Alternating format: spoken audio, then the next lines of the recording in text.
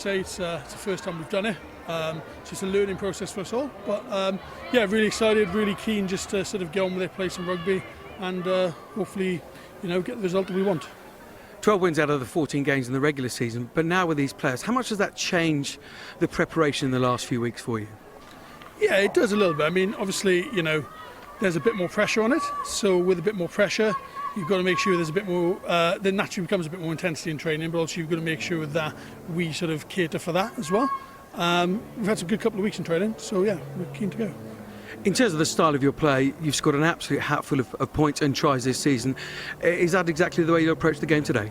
Yeah, look, we want to play an expansive style of rugby because that suits the players we've got, and that's enjoyable for them to play in, and they can get to express themselves. Ultimately, we're going to play a winning brand of rugby today, so we'll see what happens when we're out there. You made 5 changes, 3 positional and some big losses, especially in that back row, back to unclear. How much effect is that going to have on the side? Yeah, they're big losses, they're world-class players, but we're really lucky with what we've got to bring in as well. Our internationals have been fantastic for us this season, but also we've got a level of player underneath that who have been exceptional as well, and we're in some ways it's really nice to be able to back those players today. If we look at the 2 games between in the regular season, therefore against your back. I'm not sure. I mean, to be honest, it's quite hard to get a gauge from that game with the Stoop because it was during the international period and there was quite a lot of changes on both sides. So it's quite hard to get a gauge from that. I think when we play any team, we've got to match them and beat them up front because that's where the game starts. If we do that, then we give our backs opportunities to be successful and to play some expansive rugby like we talked about.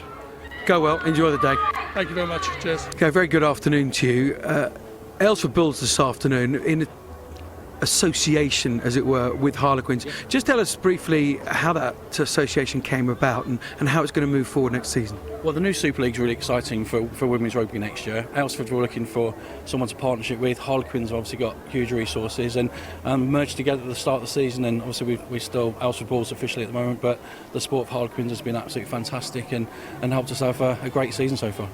Let's get into today's game. The first time that Aylesford finished bottom in the last 3 years. How exciting has the camp been in the last few weeks? Oh, it's been huge. It was really exciting for me personally as a coach, and Karen Finley as the head coach.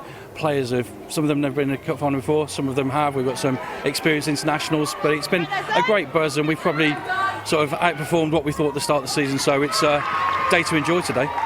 We talk about those players not playing on occasions like this. Does that worry you today? Is it kind of a matter of sink or swim for them? No, not really. We made a statement at the start of the season. We'd like to finish in the top half if possible. We've ended up winning the cup, and we're in the hopefully a League Cup double today. So we've had a great season, whatever the result. And in terms of those young players, in and around them, you've got some really experienced internationals. Just how key would they be on Cup final day today? Yeah, absolutely. People like Amy Turner, Rachel Burford, Fee Pocock, some of our Italians, Manu Fulan, Mickey Solari, Jess Wynn from America.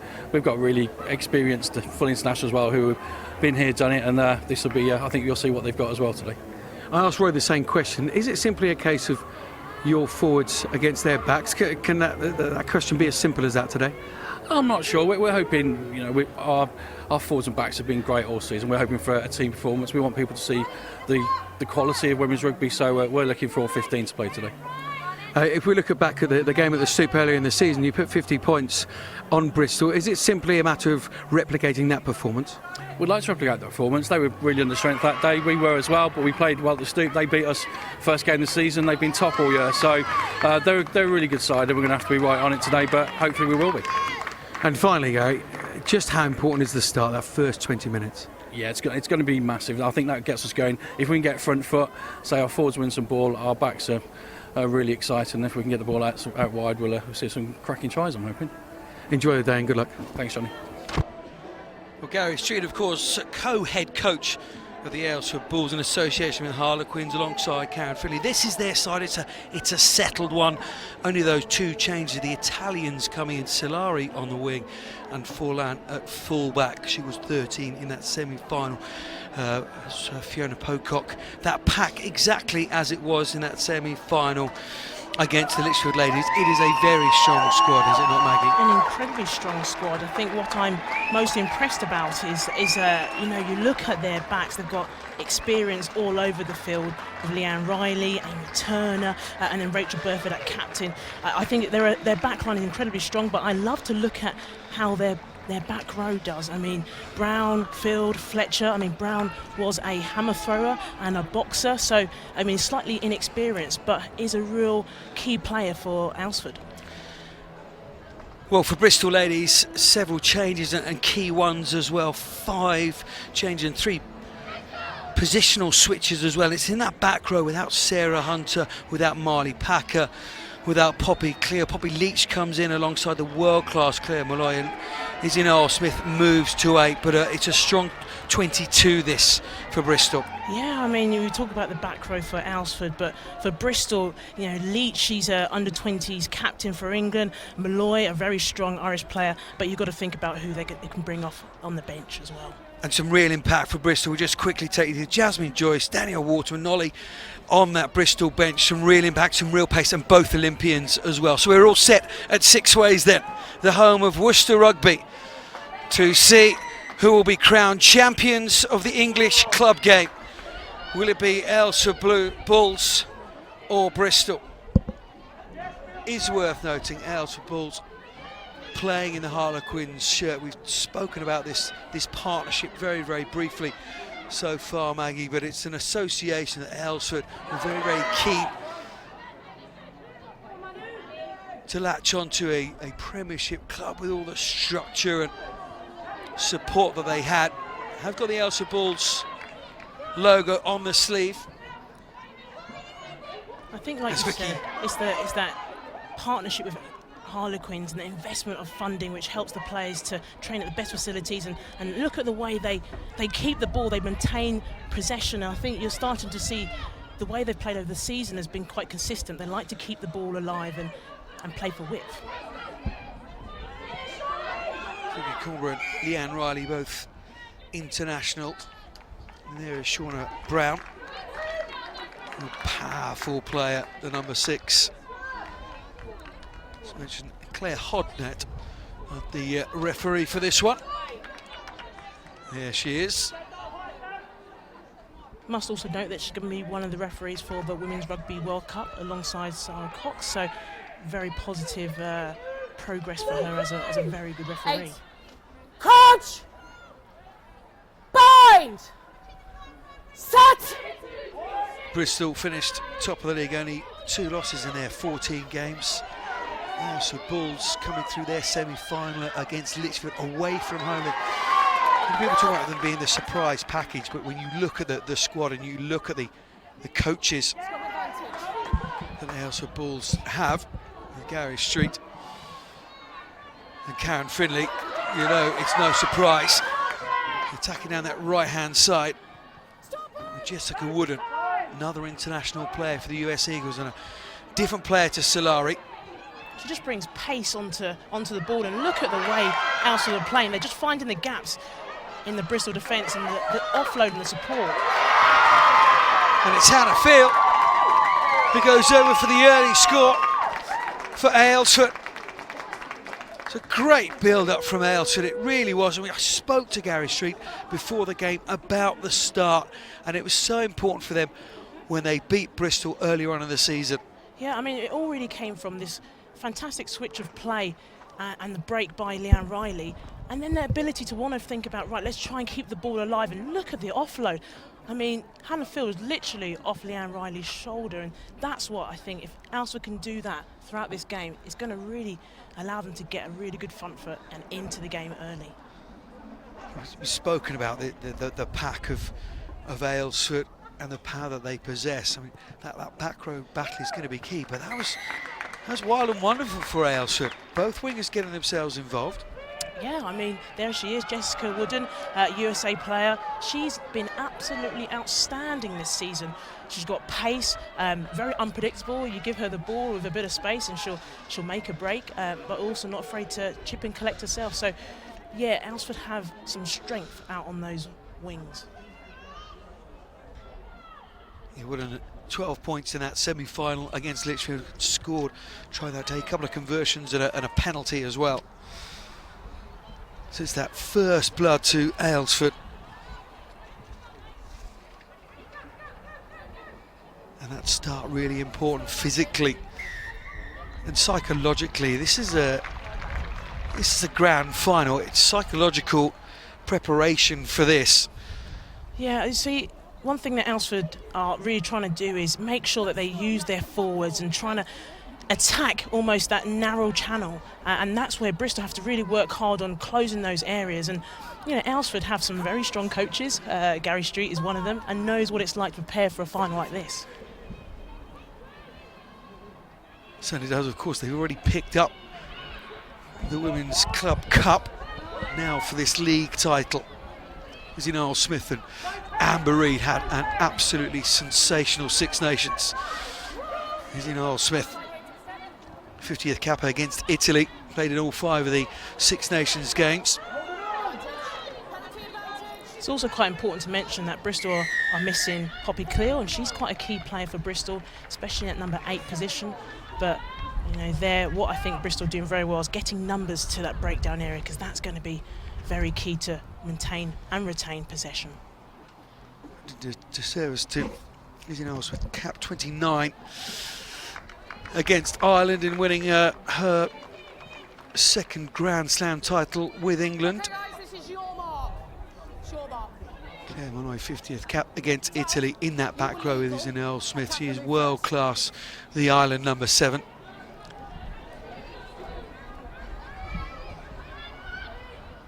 There's the Bulls bench. It's Noel Smith with a line out, and this comes the Bristol drive. Roy Davis will be pleased with that effort. Sian Moore just orchestrating things to the scrum half. And it's crossing. And it comes to nothing. It's those little moments, isn't it, Maggie, in this game? Aylesford have scored their try. Bristol recover themselves well from the kickoff, come back down to Aylesford 22 and give that penalty away.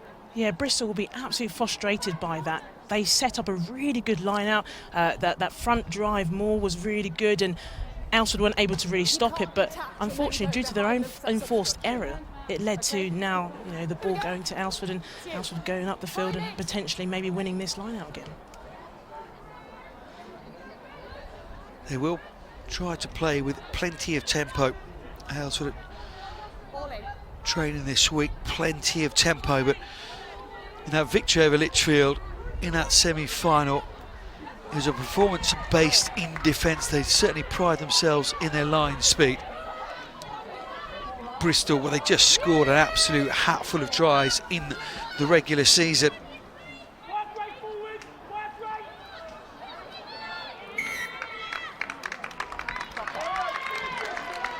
Scored 569 points in the 14 games.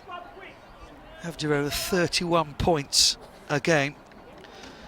Only conceded 198, 12 bonus points in all. So that tells you a little bit about the way that Bristol want to play this afternoon. It's whether they get parity up front. And we've already seen that at the moment with that line out deep in the 22 and another scrum here. Yeah, I mean, the way Bristol want to play is they want to keep that ball, they want to get their forwards into the game early, but I guess the way Aylesford want to try and stop that is going to be key. You need to close down their space.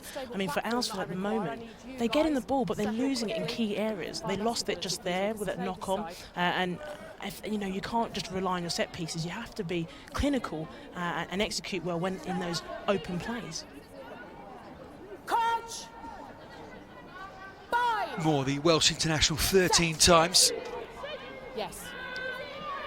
Plays a little bit second fiddle to Kira Bevan in that Wales number 9 shirt. Gregson, Sidney Gregson on this right wing. No, Amy Wilson hardly know Meg Jones on 7's duty. Abby Scott as well. There's Malloy. 2 tries in the semi-final. She's still going on that wiry strength of the Doctor. Just as well she's a doctor, she puts herself in places where humans shouldn't really go. Here's Sarah Byrne. absolute revelation, not just in the club game but in the international game as well, the tight head. Yeah, we're talking about these forwards running onto the ball, and that's what Bristol are doing so well. They've got, you know, Malloy, they've got so many players just to hit those lines, and it just makes such a difference because Aylesford are constantly on that back foot, having to retreat and get onside. Reed to Burn, keeps herself strong but gives that ball away. Jessica wouldn't. See what Burn was trying to do, just get round the back, free the hands. But it's good defence from Aylesford. Armstrong, a breakthrough season. Buckland Hurry, Amber Reed. Almost there, you just He think can't Bristol, take the pass. it's just that final pass, isn't it? And ensuring that they can be clinical again. What I like about what Bristol are doing is they're playing quick from that breakdown area, and they're trying to get the ball out wide, but they're just not being accurate, which we know that they're very much capable of doing.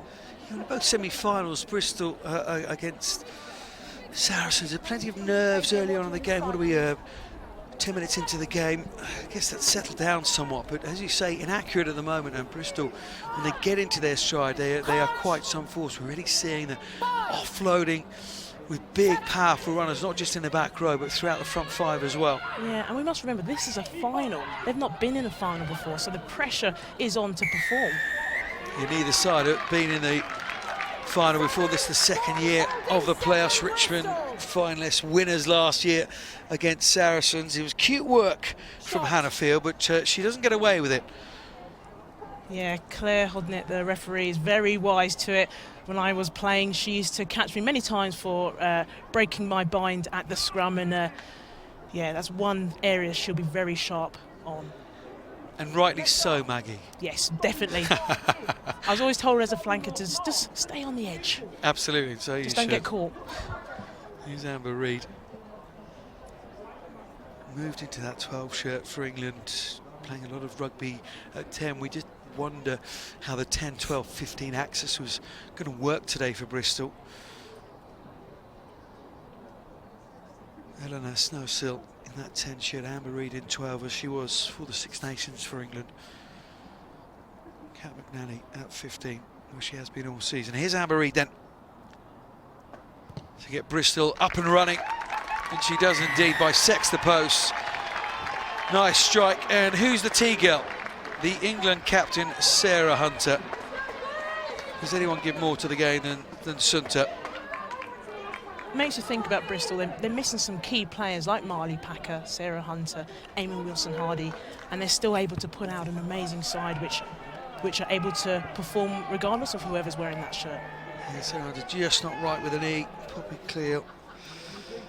Marley Packer has an abductor injury. But it was interesting. I went to training last week down at Bristol Cleeve Rugby Club, where Bristol play the game. Shame they don't play any rugby at Ashton Gate. Wonderful facility that, of course, the men's use and the football teams. But this women's side won't play there. There's Malloy again. She'd love the wide open spaces of Ashton Gate.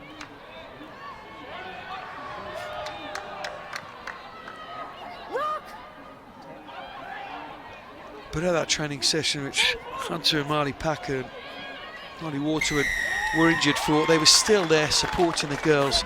Says everything about what the club means to them. This historic season. I mean, they're players who really want to support their team. They're so committed to their club, and I bet you they wish that they were playing today. Yeah, absolutely. Worth mentioning, if you didn't know, the 4G pitch here at Six Ways will suit both teams, certainly. Don't think there's any doubt in that. Both teams wanting to play as Amy Turner in the 10 shirt. She has been all season. Now those horrific injuries, the Metropolitan Police officer looking on. Scott Beeman, Matt Ferguson, the England coaches. Yeah, I mean, they'll be looking to see their England players, see how they perform. Obviously, it's a big year this year, just in case you didn't know, the Women's Rugby World Cup. So before that, they've also got a tour out to New Zealand, so they're going to want to make sure that their key players are putting in a performance today. Yeah, they kept a very, very close eye on these players. Hamilton out in Japan with the sevens team, came 5th in the earlier on today, England women's sevens team. Losing to Russia in a 5-6 playoff. Balls available. Okay. Use it! This is something Aylesford do very well. The pick and go. They like to keep the ball close to the channels and then get the ball out wide to their speedsters. Little chip through for Pocock. Not going for Pocock, but Rachel Burford in the black scrum cap. Unusual her way wearing the scrum cap. Wide pass out for Amy Turner. So they were practicing that little chip through. They feel that the Bristol back three, Aylesford, just stand a little bit deep. There are opportunities just in between that, the back three and that first initial defensive line. And we saw the neat little chip there. Yeah, I mean, that's something that Aylesford do so well. They're able to get the width in that pass. And Amy Turner's probably one of the best distributors in the game. I mean, she's looking for that winger out wide to try and exploit the space that Bristol are leaving. Unfortunately, just didn't go to hand there. It's got the Parsons, Phillips, the Wales captain Sarah Byrne against Edwards. Montiaro and Cornborough. Riley. Amy Turner goes into Malloy. Doesn't get too much change out of that exchange. And Hodnett, referee Hodnett, gives the penalty. Izzy Noel-Smith, who very, very often has a 7 on her back. That is the danger. Talking to other Premiership coaches this season, they just said they've just not been able to get hold of the ball because you're against the likes of Izzy Noel-Smith, you're against the likes of Malloy. Yeah, I mean, when I was talking to Gary Street, he was telling me all about, that's the area they wanted to protect, that breakdown, because their back row are just in quick fire. I mean, if we look, Izzy Noel-Smith just gets in, she gets low, and she's just hard to move. When someone's that low, you can't get underneath them, no matter how many players you throw into that breakdown area. She's had a real resurgence on it. Matt Ferguson, Izzy Noel-Smith. Local girl, the former primary school teacher. She's taking line out ball as well, stealing it and taking it line out. Snowsill. Bird, she's that good a footballer, more than happy. Believe it or not, inside centre position. I used to coach her, yeah. She used to do a bit of inside centre. No wonder she's got such good skills. She's better than me though. Scrum advantage.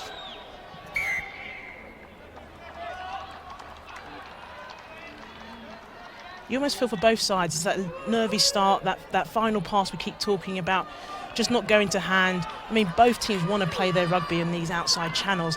It's just, you're almost waiting for one pass to go to the right hand and almost get their wingers into the game and give them a bit of space.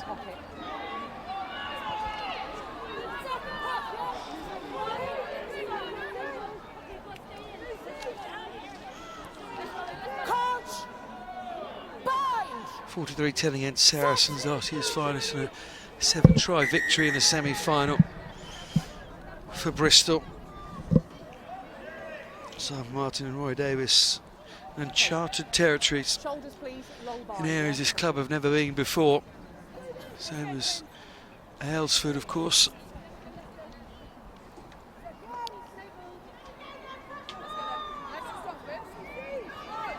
Coach, bind.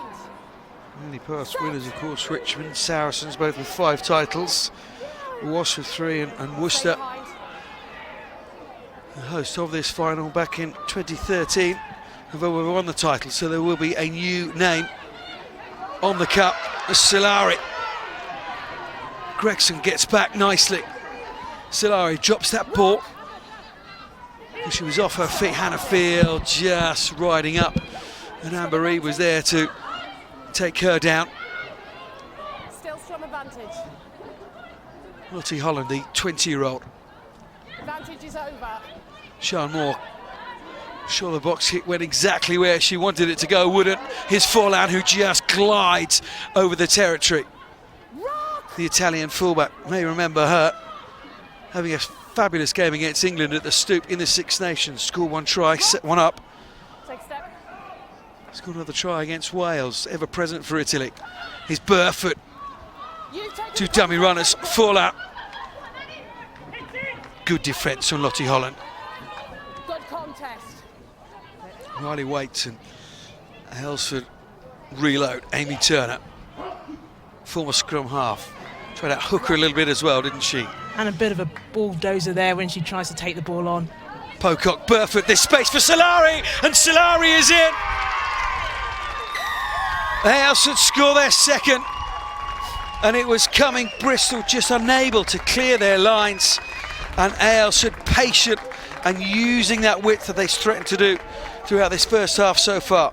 Yeah, it was clinical work there by Aylesford. I think just what they do impressively well is their ability to work off that breakdown and then just get the ball with that width. Look at the way they pass the ball. It's just in front, and that Burford's last pass there was clinical and to a T, just right in front of Solaris to allow her to run onto it, and if anything, she was over the try line when she got the ball.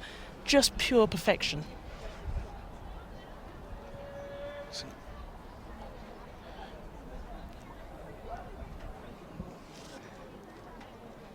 Some great distribution that they have. You say Amy Turner, such a talented footballer, always has been. 2010 World Cup player, starting the semi-final and the final, of course. Bristol hasn't got the extras. 12-3 the lead though. Yeah, I just think, you know, Aylesford at the moment are working incredibly hard, and the pressure that they're putting on Bristol is now starting to pay off. We've said again that final pass, and that was a clinical pass. And Solari, what a strong athlete. She was not going to get stopped there. Michaela Solari, former artistic gymnast. Quite need that bendability, that malleable quality there. Just sheer pace, and she has got tremendous pace and a wicked step as well. We may well see that as this game goes on, but Bristol need to get hold of the ball, Mag. I just feel at the moment they just haven't had the ball for sustained amount of time, and as we know, rugby at the top level is about pressure. They're just not putting enough pressure on Aylesford. Yeah, I mean, talking to Gary beforehand, he was talking a lot about improving their defence from the semi-final, and that's what they're doing very well at the moment. They're flying up, they're putting pressure on Amber Reid there, and as a result of that, Bristol don't have much space to work within and don't have much options other than just to go forward. It was a real feature, wasn't it, up at Lichfield in that semi-final. They closed down Emily Scarrett, who's such a linchpin at 13 for Lichfield. Just closed her down so superbly. This burn against Cornborough, two England young front rowers going at it head to toe. And it's Parsons, the Basingstoke lass, clearing the ball more. Snowsill, the entrepreneur, has her own food company. Snowsill, all very healthy stuff. Needless to say, I've never tried it. Maggie, you're probably all over it. Breakfast, lunch and dinner. Get my own orders delivered at home.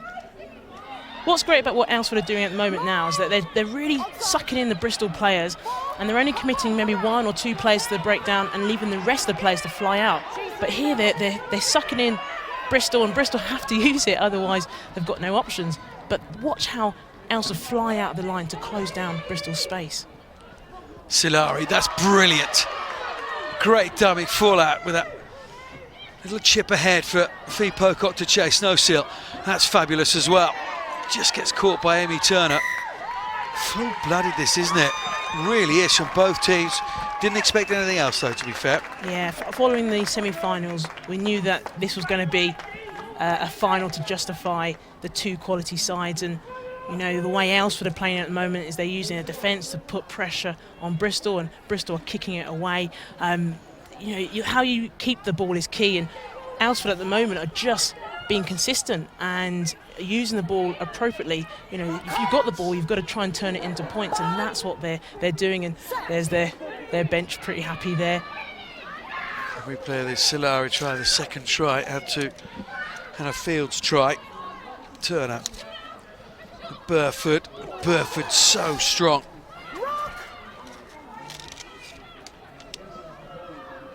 Fuller, Wooden in support, doesn't need her just yet.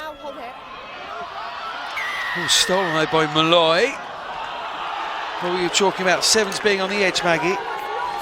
Just gone over the edge there. Doesn't please the Bristol fans that are in here at Six Ways. No, I think that was a good decision by Claire there. She spotted that Molloy was offside. I think any good seven will be hungry for that ball, and the minute they see it, they're almost like a magpie to silver. They want to go for it, and just Molloy was a bit too keen, too eager there. Take the line, please, Bristol. So it was a good tackle though, great tackle by Charlotte Holland, and then all of a sudden I think the ball is out, and Claire, Claire Molloy, she just held back a little bit, gave herself a bit of time, almost an extra second, she definitely would have got that ball and would have been away.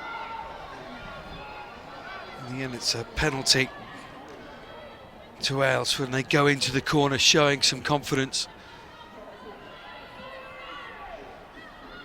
Zayna has missed out. Goes to Shauna Brown, a commercial deep sea diver. Tackle. 3, thank you. Stay there. There she is again. Digging deep, rolling, spinning. Double roll.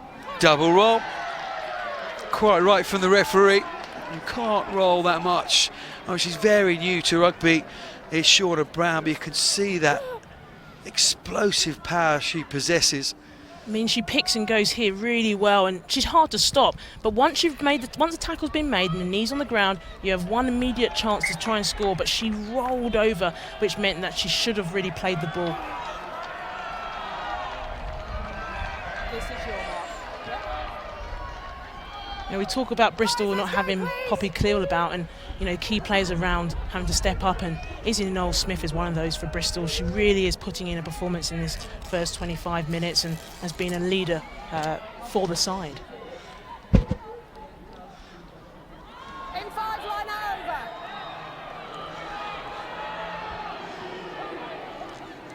Say more. Say more. Driving more from Bristol.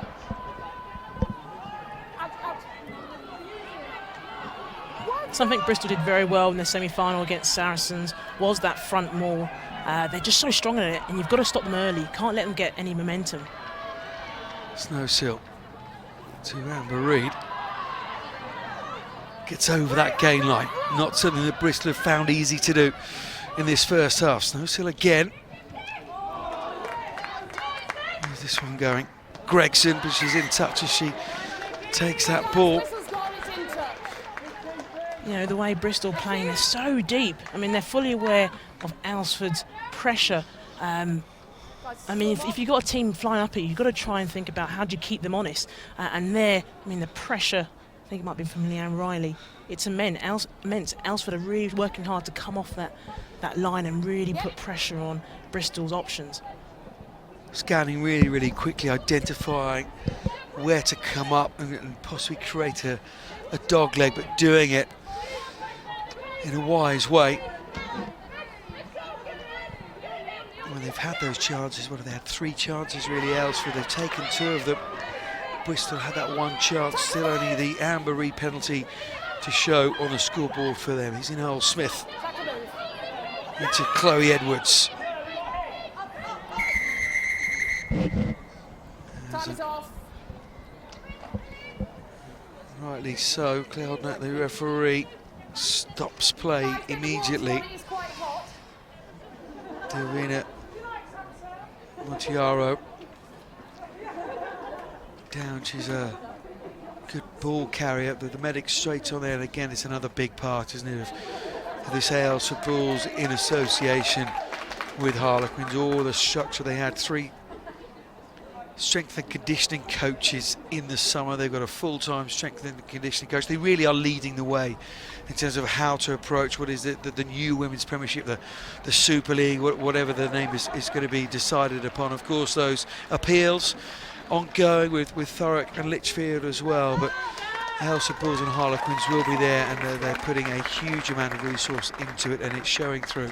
Definitely. I mean, I think the fact that Harlequins are putting their backing in for Aylesford Bulls is brilliant, because what it will do is mean that other clubs follow suit, hopefully, and we're starting to see that with Worcester, with their women's side, Saracens, obviously with their women's side, and I think it's just going to hopefully grow. And you know, if one team can do so well like Aylesford Bulls have, it just really highlights the fact that with some investment, look what your team is capable of doing. I mean, it's there for Bristol as well, the whole Bristol sport. There with the men's team, look like they're going to be back down in the Championship next season, but building for the season after, and hopefully the Premiership with Pat Lamb on board. But netball and the football in together, it's all there for the Bristol women's team.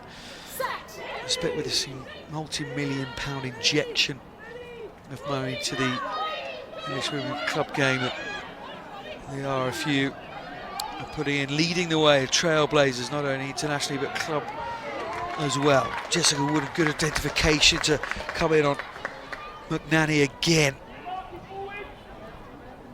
Snowsill to Malloy.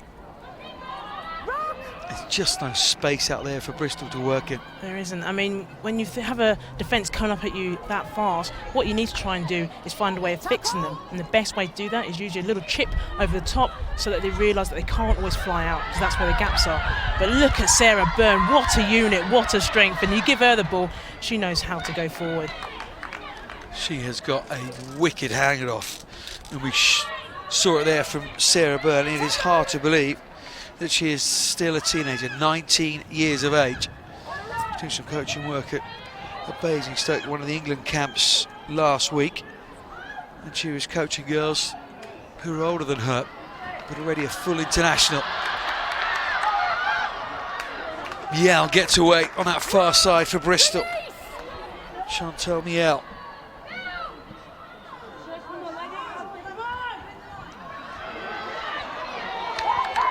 Armstrong. First try for the club in the semi-final. Moore.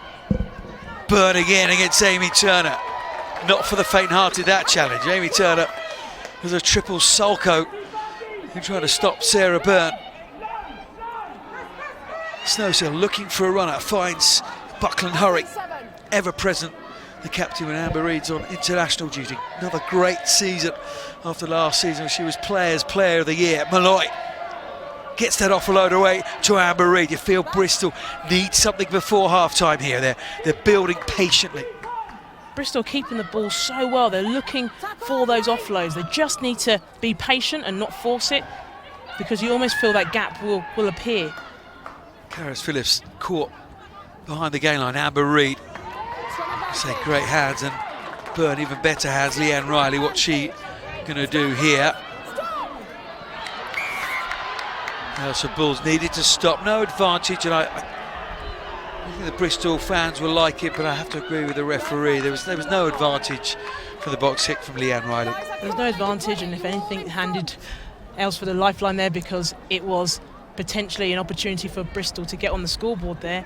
But I think what we talk about Bristol, it's about keeping that ball, and they're starting to do that well, but they just force it towards the end. You know, when you've got the ball for so long, you almost think that people are thinking, right, something needs to happen, and then as a result of that, they force it, and then an error occurs. You've just got to be patient, hang in there, because a gap will open it.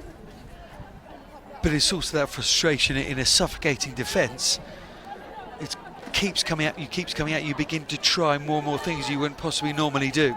Very true. I mean, in a situation like that, they haven't really come into Aylesford's zone 22 very often, so they want to come away with some points, and I guess you try and force it to try and get that.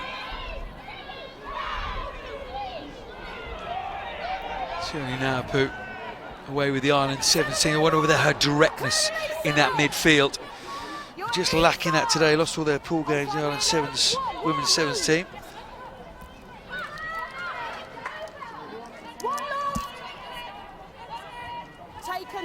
Riley really worked on her service in the last few years. Gary Street, not a bad man from a scrum half himself. With Ashton Old-Edwardians, of course, World Cup winning coach of 2014, parted company with the RFU shortly after, in the January after the World Cup.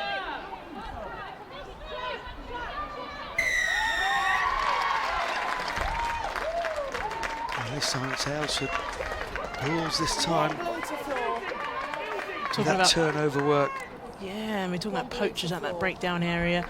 I mean, Hannafield was in there quickly to try and get the ball, but more around Bristol's ability to stay on their feet. You know, Claire Hodnett is looking for players to stay on their feet, be active at that breakdown area. And that's where Bristol slightly missing out there. I think Amy was aiming the ball at me there in the commentary section. Well, there's a little bit of cheer and what have you, because our cameraman just to our right-hand side here up on the gantry, not only doing his camera work, but he's just caught the ball beautifully above his head as well. That's tremendous work, fella. Now concentrate on your shot.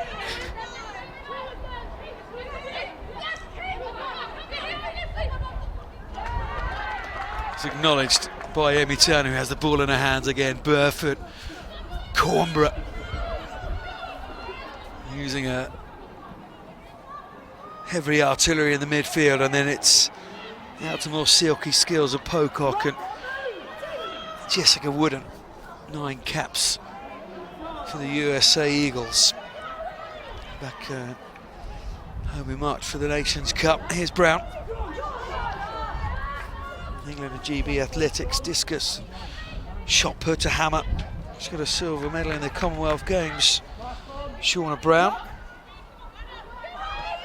Pete's in the Highland Games, she is all action. Edwards. Number 6, offside. Discipline has been key here.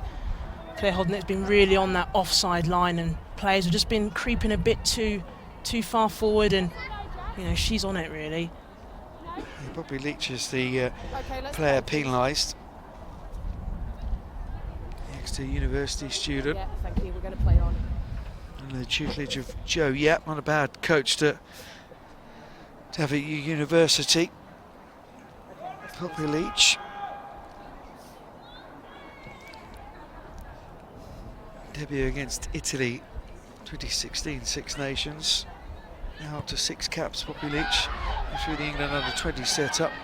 Rachel Burford is still down. Amy Turner's missed her touch. Talking about small margins in a grand final. It's one of those moments there. Yeah, I mean, they're ahead at the moment, but you don't want to give the ball back to Bristol and let them have easy possession, and Amy Turner will be very angry with herself in regards to that. But the key thing now is just getting back into the game and getting that ball back. Well, the other thing as well, a third try before half-time. It's a big hill to climb for Bristol, should they got there, but Bristol managed to clear their lines. The Rachel Burford injury will be of concern, certainly now Amy Turner down on that 22 as well. 2 key players you really definitely don't want to sort of lose. I mean, Rachel Burford, captain for Aylesford, a key instrumental figure in that back line, and obviously Amy Turner, another key player, so you lose them, you kind of lose the spine of the side. There's 124 caps worth of experience between Amy Turner and Rachel Burford. Rachel Burford back on her knee. I mean, today it's about Aylesford Bulls, it's about Bristol winning the Premiership title, but it's a little bit like in the men's game of late, isn't it? One subconscious thought, subconscious eye at the back there is on the lines for the men. For these women here, the likes of Rachel Burford, that World Cup in August is looming very, very large indeed. It's a real fear factor to an extent, because you're right, you want to give it your all, you don't want to hold back, but at the same time, you know, one injury could take you out of what is going to be a key year for the England setup and other internationals. And I remember, you know, before, I think it was 2006 Rugby World Cup, some key players got injured. 2010, sorry, Claire Allen got injured with an ACL. Bad knee, and it just happens, and that's the unfortunate thing. But if you think about that, I think that's when you do pick up injuries, because you're just holding back a little bit. Well, for the good of this final, well, it's so far been a good advert for women's rugby, but also for the good of Aylesford Bulls. Amy Turner and Rachel Burford back on their feet. Burford still very ginger on that right leg. Brown again, Amy Turner just using the power runners. Here's Pocock. Amber Reid knows her very well indeed and had to marshal her Turner again, using the forwards. There's a fluidity about the Aylesford Bulls that hasn't been there for Bristol in this first half, not been able to with the defence of the Aylesford Bulls. Good tackle from Buckland Hurry. Turner again, Burford inside to Forlan. Met by Phillips. Of course, daughter of Roland Phillips, the Welsh coach. Dual international with Rugby League and Rugby Union. Hannah Field, the personal trainer, she's a powerful girl. Another England international. There's Brown again. This work rate of hers beginning to increase as we come towards the end of this first half. Amy Turner's kick doesn't quite work out. And where will Bristol go from here? Holland. England under 20 international, just 20 years of age. Lottie Holland. Yeah. Real battle for the ball there. Jessica Wooden.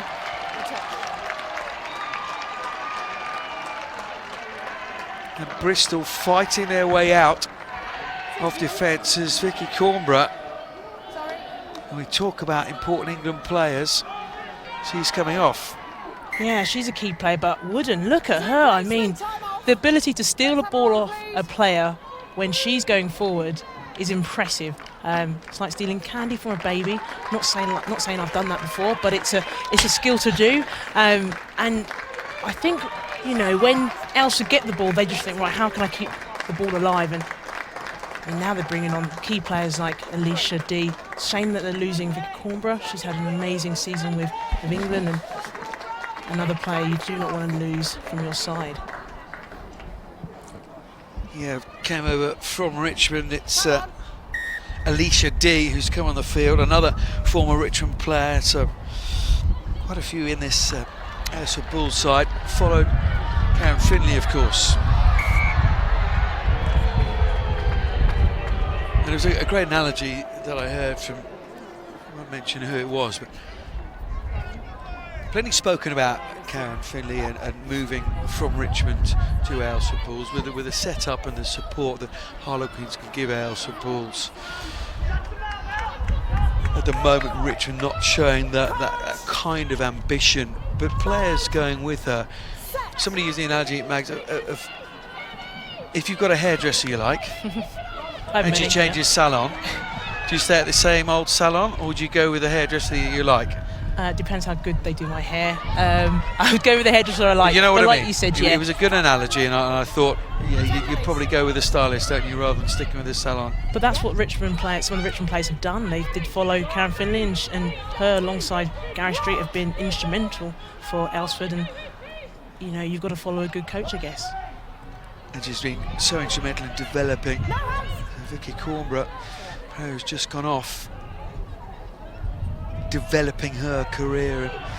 And it says it all, doesn't it, those players following their coach, but also it says a lot about what Aylesford and Harlequins are trying to do. You get Karen Finley, who's an absolute legend of the women's club game, and Gary Street, of course, World Cup winning coach of 2014, two better people to head up your coaching setup. It's unlikely to find in this country.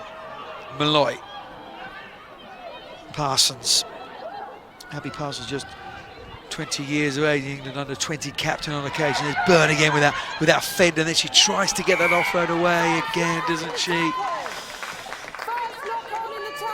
Scrum. And quite lucky the ball's gone back to them. Bristol are just looking to try and get that little offload.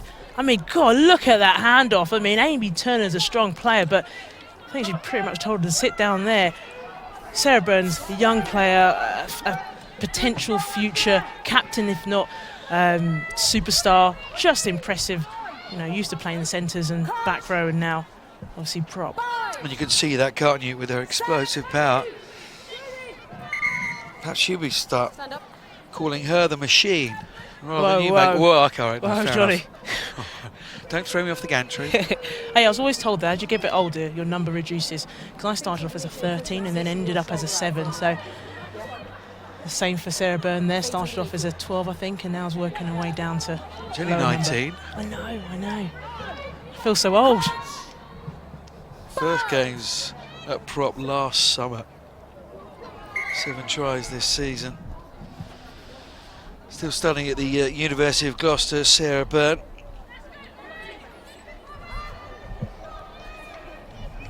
I think that's what's great about our modern players nowadays. They can play various positions. It's not about playing a number on your shirt, it's just playing in that shirt. And Sarah Burns is one of them. Amy Turner's another one who can play any number, just plays a good bit of rugby. Right, you two, come here. You two, come here. No, listen. I need a stable platform and I don't need to have any difficulties with the scrum now that you've come on. You will bind over, you will bind under. Are we clear or have I got to deal with it? Thank you. Time on. It's quite interesting. Alicia D's just come on the field and already Claire's having a word. It's that front row battle, you know, you always want to get one over on your opposition player, and especially those two, Abby Parson and Alicia D, really want to take each other on. Yeah, Alicia D just come on the field for Vicky Comber. She's got a just below us here. You can see big ice pack on her left ankle. Vicky Comber, part of the England setup, like Sarah Byrne, Rocky Clark, and Laura Keats. More. Buckland Ho, just to let you know, the score clock in your top left-hand corner, not official in terms of the timekeeping. The score is correct though, certainly hope so. 3 points to 12. Still penalty advantage. Adrian, get the mark for me, please. Advantage being played. So the crucial championship minutes, they call them, don't they? 5 minutes before half-time, 5 minutes after half-time. 12-3.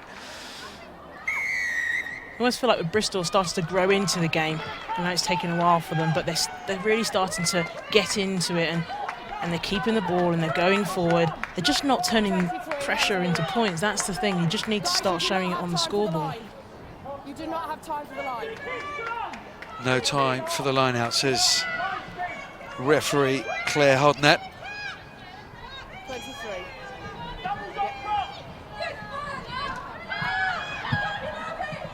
So they tap and go, and Sarah Byrne 10 release. goes. Snowsill, Amber Reid, Holland, Miel. Hands off, 12! Bristol trying to launch one last attack before half-time. Snowsill again. There's Phillips. Byrne. Amber Reid trying to get those hands away. She can't. It's knocked on. Great cheers from the Aylesford Bulls replacements. And there it is, half-time in this Premiership final. And it is Aylesford 12, Bristol 3 at the break. But it has been a fascinating game of rugby, it really has.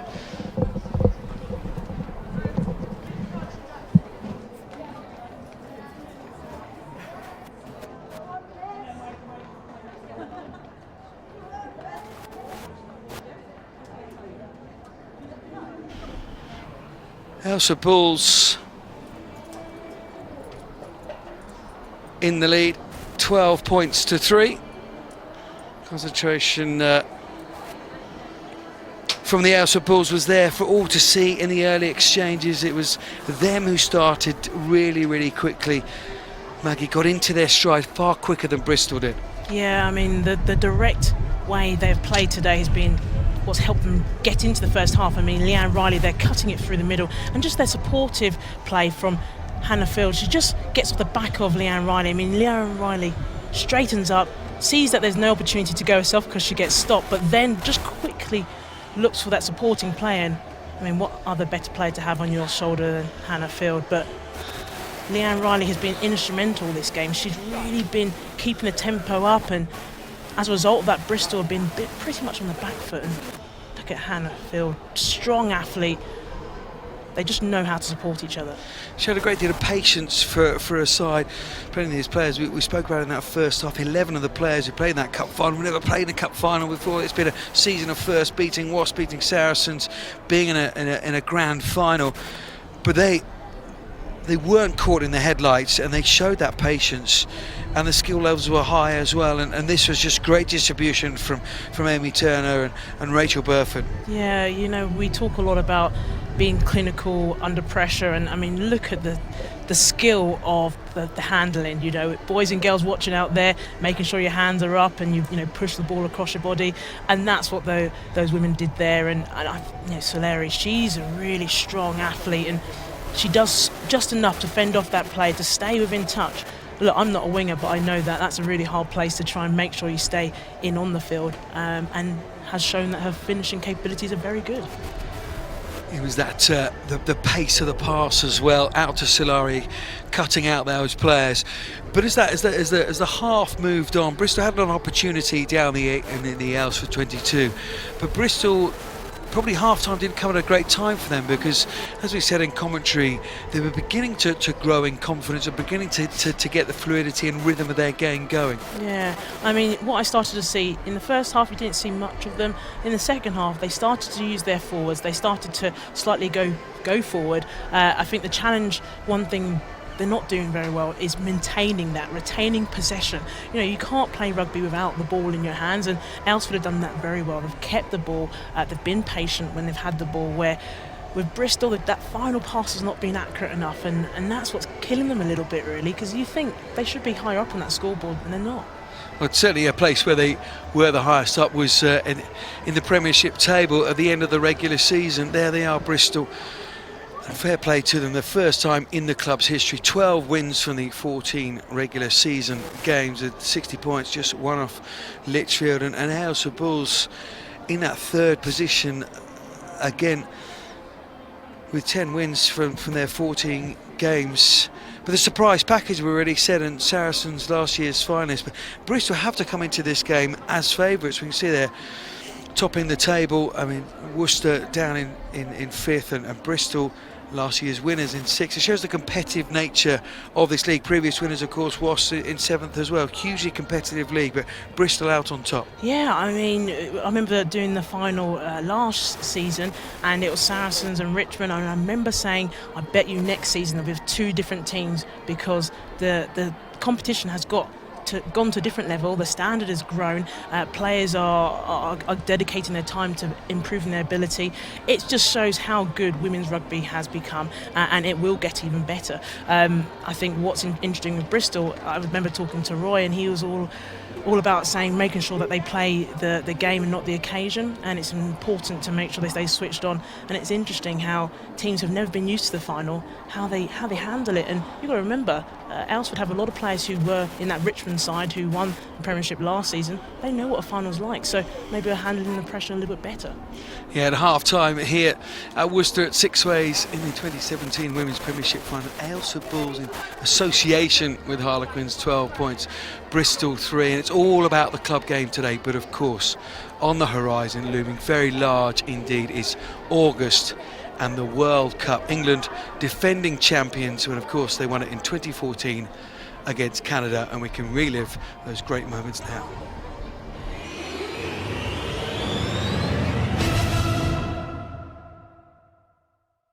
England and Canada met 8 days ago in the pool stages.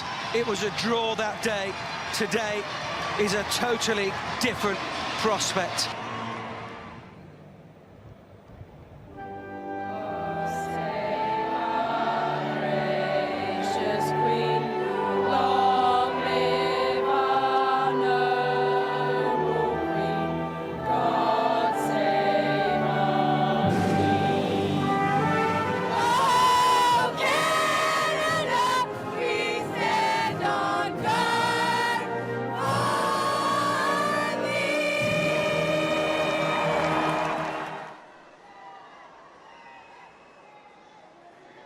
Scarrett, 78% kick success in this World Cup. No trouble at all.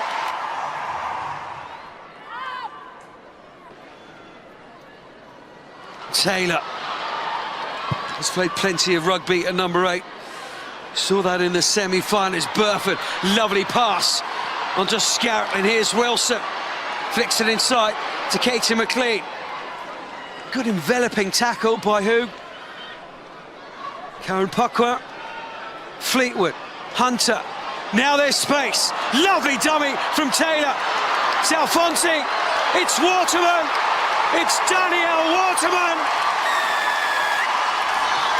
There's the first try, and it's for England.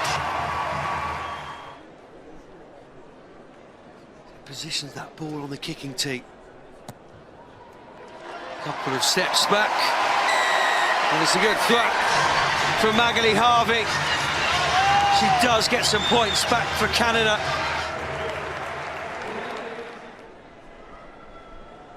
It's Canada just beginning to grow. No expectation. Harvey giving it a huge whack, and it's over. Emily Scout with the opportunity to respond.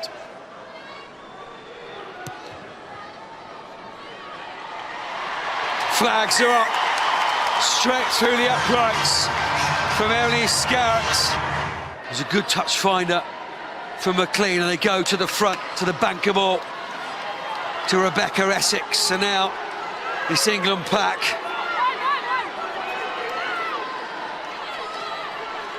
Drive Canada back. That's the 22-metre line. Hunt, McLean, here's Scarrett on a much flatter ball. Emily Scarrett!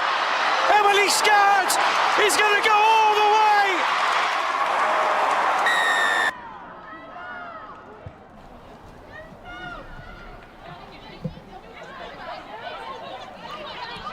The second half underway, players keen to get this second half underway. Crafting out of those World Cup final highlights for you, but we're going to stick with the live action. And Amber Reid for Bristol coming out with a little bit of spring in their step. Gregson.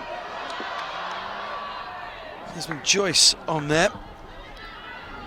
Talk about some wingers with some pace in that first half. None more so than Jasmine Joyce, Olympian with Team GB. Having a little scan around to see who Jasmine Joyce has come on for.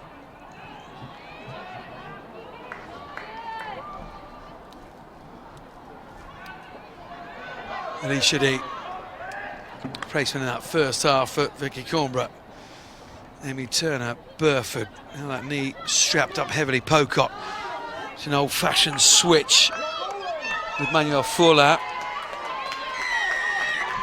Advantage to Aylesford. They pick up the pace again. Leanne Riley, Fuller. Some message in that dressing possibly from Gary Stewart out picking the pace up for Aylesford. I mean, that's something they did very well towards the end of that first half. They started to lift the tempo, and Bristol having to work really hard to get onside, especially as Claire Hodnett is really looking for that offside sort of foul play. But yes, it's definitely working in Aylesford's favour. Brown, strength of filling off. Poppy Leach, her opposite number. They turn that ball over again. Both teams guilty of that. The final pass. Little errors creeping into the game. Just a key moment to Snowsill clears that ball for Bristol again. I think it's also that breakdown area. We talk about making sure that we keep the ball. That's a key area to make sure you've got your players in to secure the ball, and then you can play away. And I think it's Claire Malloy who came in and she just went for the ball. And you've got some key leaders on that pitch for Bristol. It's just making sure they now can get up the field and get into Aylesford's 22. How many, please? 5 in. Okay. Aylesford's line-out's been a bit slightly inconsistent, so it'll be interesting to see if they can sharpen this up into the second half. Go for the little cute one to Fee Fletcher. In the senior England squad for the trip to Denver Nations Cup. Somewhere under 20 captain is Brown. A pair again. Silari. That step we spoke about in that first half. Brown again into Malloy. Onside here. Neither player will take a backward step in that confrontation. Amy Turner just didn't quite get it right to Zoe Zainab. I think it's great. Aylesford have got all these support players. There's almost too many players to choose from, and Amy wasn't quite sure who to give it to. She had Fiona Fletcher there, who's a strong athlete, but it's the communication that's going to be key in those moments. Phillips pulled down eventually by Amy Turner. Terence Phillips, captain in all 5 of Wales' Six Nations game. Lisa D has turned that ball over well to Fletcher. Will play advantage as probably Leach tries to do the same again and turn that ball over, unable to. Burford. There's that space we were talking about in that first half. McCanny's gone off, isn't it? Sydney Gregson's gone to fullback. Desmond Joyce on that right wing. It's a tackle only, no rock. No hands. That's a rock. Onside. More to Snowsill. That's to the Gladio Foundation, Dan Kelly Holmes Trust and Women's Sports Trust as well. Yeah, she's an experienced player, obviously Welsh international. In the semi-finals, playing 15. Again, very similar to Amber Reid. Is very adaptable. You can put her in at 10, you can put her in at 12 and 15, and she'll do a really good job for you. 8 years of international rugby under her belt. Ellen Snowsill played in the last 2 World Cups. Psychology student, so she's got it all. Athletic ability and the mental ability as well. And she is a great footballer. Malloy. Late arcing run. Seen by Shona Brown though. Bristol. There's Joyce. Silari just tracked her really well. Michaela Silari. You don't win 34 caps for your country without having that experience in defence. Byrne caught early this time before the big fend can come out by Brown and Turner. Snowsill. Silari's come up because she had to. She just cut out the pass again. It's great defensive work from Silari as she gives Jasmine Joyce the outside. And Zoe Zaynab has made her way all the way over there, the lock. She did so well to get herself over there. The girl known as Giants, you can see why. Yeah, Zoe Zaynab there, Gadget, go Gadget arms there. I mean, Bristol had the ball, they just forced it, and the defensive pressure by Aylesford was impressive. I mean, to close down Jasmine Joyce, who's not slow at all, is very good. And then they just bring in another player after another player to stop any advantage going to the opposition. They've never really been with a full complement of players, Bristol, all season with international call-ups and injuries, so having the big players missing, we mentioned them in the first half, doing Marley Packer, Poppy Cleal, Sarah Hunter, the England captain, just for her leadership on a day like today. Big loss for them. As Noel Smith in that number 8 shirt, they're just paddling that ball back. Jasmine Joyce to have to deal with. More. And the flick between the legs. But it all came from that defensive pressure down from Riley. Riley's putting the pressure on Izzy Knowles at 8, and it's all having a knock-on effect now to when the ball goes out to the backs. You're scrappy from Bristol. Chantal Miel played for England in a 7 shirts in recent tournaments in Sydney and Las Vegas when they won the trophy final. A good season, Chantal Miel.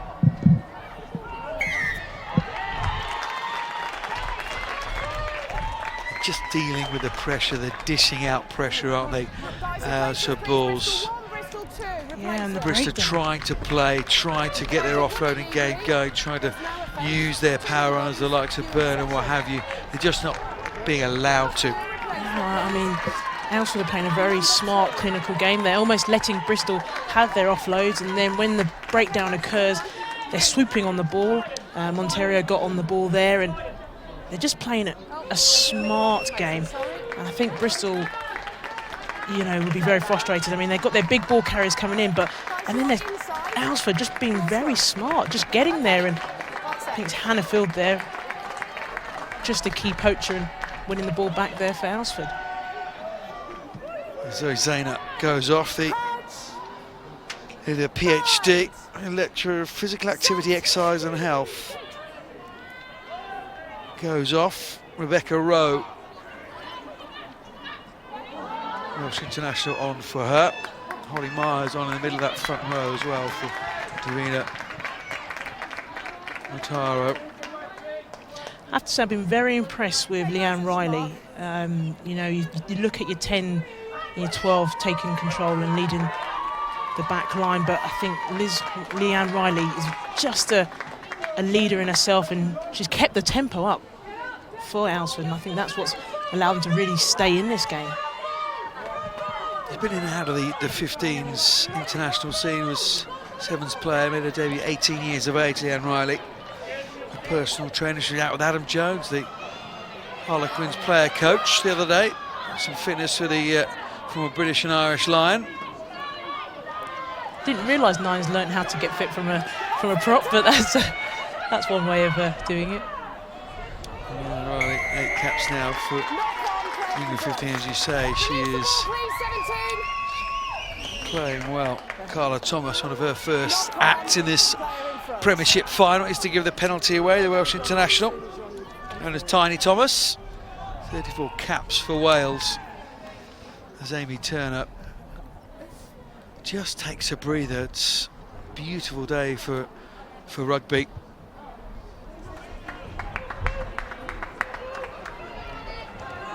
Guys, replacement please, number 14, Bristol. See, Bristol, 14. they have the ball and then they just force that final pass. Not everyone's really switched on, singing from that same hymn sheet, and as a result of that, they lose the ball and give the ball, the possession, back to Aylesford. Thank you, okay, we can go. It's Abby Parsons who's gone off for Carla Thomas. Clara Nielsen as well on for Harris Phillips. Not straight. The lineup really hasn't been working for Aylesford in their second half. Not straight. They've just not been clinical enough. They've almost not communicated it, and Scrum call, but I've got to play Bristol's down. She's pressure involved in the has been scrum. very good. They've just not allowed the ball to go to players like Deborah McCormack, who need it. You know, if you get a good platform at your line out, then you can really play with it. But that's the one area I have to say for Aylesford hasn't been their very best. Nolly Waterman has just come on for Sydney Gregson, only allowed half an hour, hasn't played since the Six Nations. Nolly Waterman, World Cup finalist, scorer of course, Yeah, at the Stade Jean Bouin. Well, that first try, What a try. it was great. I mean, look, I was involved in it. Yourself you know. and Tamara Taylor, I know. I do think to myself, should I have passed? But no, she, you know, twinkle toes, Danielle Waterman, absolutely phenomenal athlete, and you know, I think she will add a lot of impact into this Bristol performance, which probably isn't at their very best at the moment. Okay. Time on.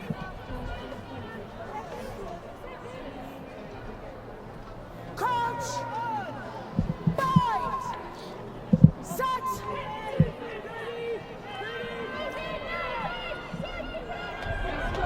But if a player can change the game, Nolly Waterman is that kind of player. Absolutely devastating runner with ball in hand. Just needs a fraction of space, and she's got some space there from Yell. Good covering tackle from Fee Pocock, who has plenty of pace herself, doesn't she, Fiona Pocock? Yeah, Pocock is one of those players where you think you can get around her, and then you realise you can't. And she's got pace, she's a strong defender, playing in the 13 position as well, which is not her normal position, but does so well just to close down the player, takes her legs away, and also using that touchline as an extra defender. There's Nolly Waterman trying to get her around the likes of Fee Pocock without Jenny Napu, of course. There's a space in that 13 shirt for Aylesford Bulls.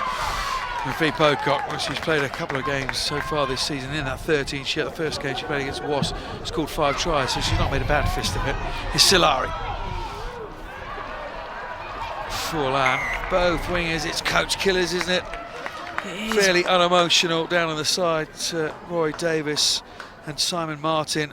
But it's coach killers when wingers run out of play. Oh, I mean, as a forward, it's a frustrating thing because all you need to try and do is straighten up or cut a line back inside.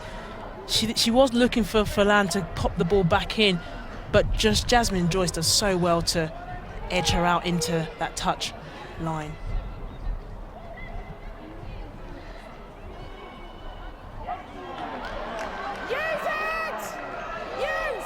Bristol, on the other hand, the line out working well. Snowsill, great skills, great feet. Snowsill, this will change the complexion of this game. Snowsill, she won't go around Solari, just pops that ball up. Who's there but Malloy as ever, the open side. Bristol, is this their chance? What a moment this may be in this Premiership final. Carla Thomas. Sean Moore, Reed, Byrne, there's numbers out there, Waterman playing advantage anyway. Get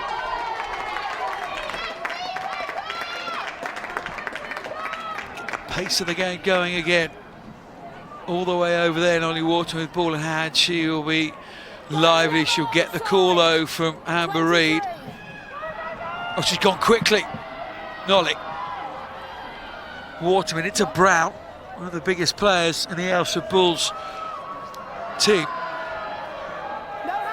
She will not worry about that. Remember the hit on CJ Morgan in the 2010 World Cup. Moore again. Waits. Feeds Nielsen. In the England Academy, this young hooker. Snowsill had a dip down for it. It's Burt. McCormack doesn't fancy the challenge. D just about gets down. The England tight head.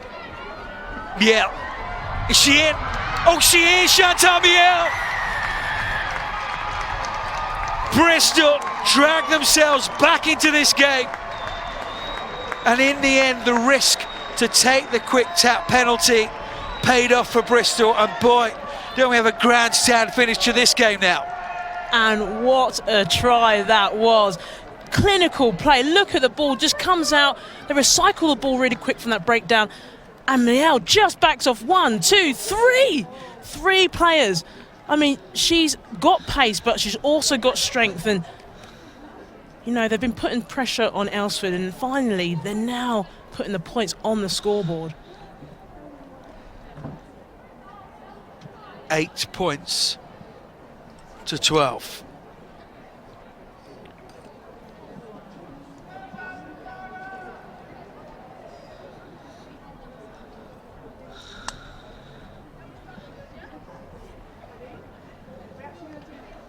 Tough conversion for Amber Reed.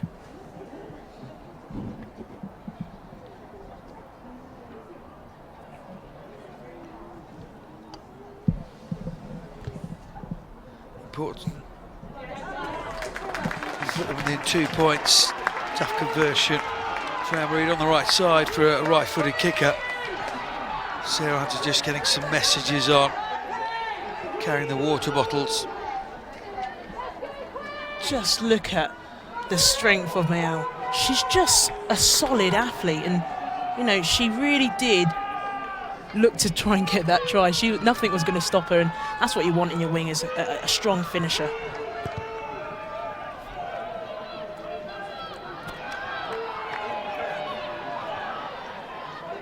Often the way, the confidence given by Scoys and Elle Smith now with a big fend on Amy Turner, who stays down. The Aylesford Bulls fly half. Snowsill, Reed, just opened up for Reed. Waterman tidies it up from Fee Pocock. What whether Fee Pocock would have been in a little bit of trouble. Legs go over the horizontal. Devler Nickervoort on for the Bulls. Is Burt. Look at the pace of the tight head. Sarah Burt. Malloy. And it's all Bristol now. They've turned this game on its head. Reed, it's so many players out here wide. Can they find them? Hurt, Waterman, penalty coming for Bristol again, but again, Chantal Miel waits on this side. Holland can't take it, just too much on the pass from Amber Reed, but Bristol have suddenly woken up. I mean, that's the Bristol we've been waiting to see, and they are now starting to play some rugby. Have to remember that Amy Turner was down during that play, but what quick, high-tempo bit of rugby we've seen here. I mean, Izzy Knowles, a solid athlete, and again, Amy Turner's no weak person. She is a hard person to get down, but look at the directness of Bristol and the quick reaction to get onto any loose ball and just work hard to keep the ball alive. Very impressive play by Bristol.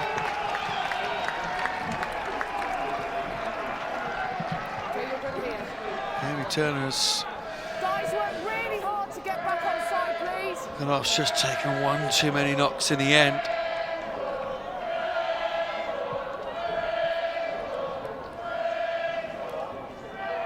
Rachel Burford has gone into 10, not Jessica Busato. You would have thought of a natural replacement as Buckland Hurry takes another line out this season. No wonder she's been about to tread along England in the last month or so. Apologies if you heard any slightly unsavoury, fruity language over the referee's mic. It is a final after all. It means a great deal to these players. We saw that when Chantal Miel scored the try. Apologies for the language. Bulls taking a water here. Hey, Bulls are very smart. If you didn't see there at that line-out, they didn't commit players, and as a result of that, it meant that Bristol were obstructing the ball carrier, and they stayed off it. They didn't commit. It's a very smart work there by Aylesford to get the ball back. 20 minutes to go in the 2017 Women's Premiership final. Fletcher takes it in for Riley.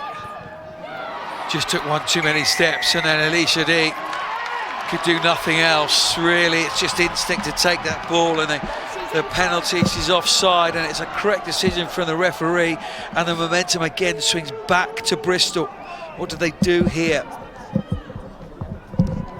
Talk about fine margins, and that's an error you do not want to make in this situation, and Bristol are going for the line out. They've been very strong in this area. I mean, Leanne Riley looks to try and do a box kick to clear her line. Just held it a bit too long, and as a result of that, Alicia is in front of the ball, so it's a offside and it's a penalty to Bristol. It's not the illegal setup. Will they go for the line-out drive? Nielsen goes to the front. They've used that front jumpers in Aylesford. A lot of today, Snowsill and Amber-Reed trying to create something in the midfield.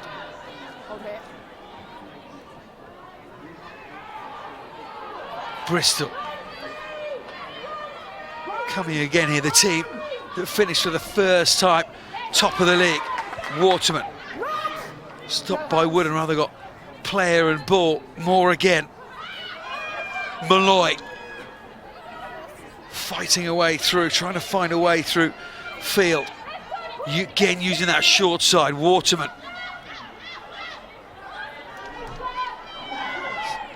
Chantal Miel has got a foot in there. That ball back. And Moore has realised it, and they've just picked up the tempo, Bristol. And it will be a Bristol line out again. And they've capped themselves in the Alford Bulls 22 yet again. Yeah, I mean, we talk about super subs, and there's one of them, Danielle Waterman. She's come on and has really helped Bristol lift that pace and that tempo, and not even just tempo, mentality. I mean, they've been very dominant in all areas of the field. It's given them a real lift, hasn't she? Ollie Waterman. First man sack is good.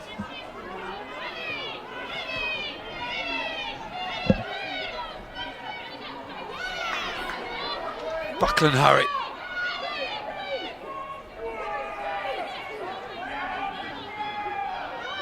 Now this defensive Alford Bulls has to stand firm again.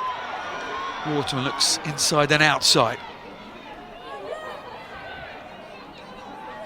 Moore arrives, use that short side with Snowsill, who's getting through the tackles she did not get through in her first half. Nielsen, subs have made a real impact, haven't they, for Bristol? We said that before this game even kicked off. Bench, very happy starters as well, so there was strength in the 22, but Lisa D showing her own strength there, and then Brown sets off for Aylesford Bulls.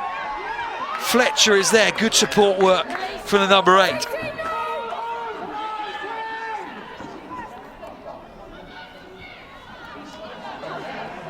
Nickervort.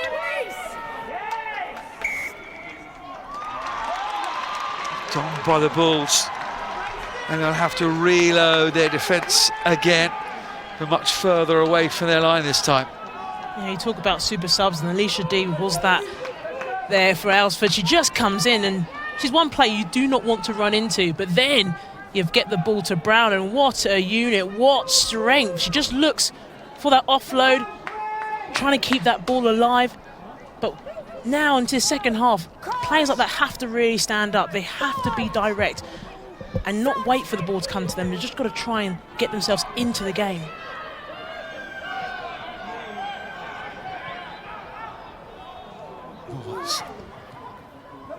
Loose pass up to Snowsill, caught by Burford. Halfway line, turn it over Aylesford. Burford, Waterman backpedaling, just couldn't backpedal quick enough in the end. Feet from Waterman, Niel. Not known for a kicking ability. Tanya Waterman.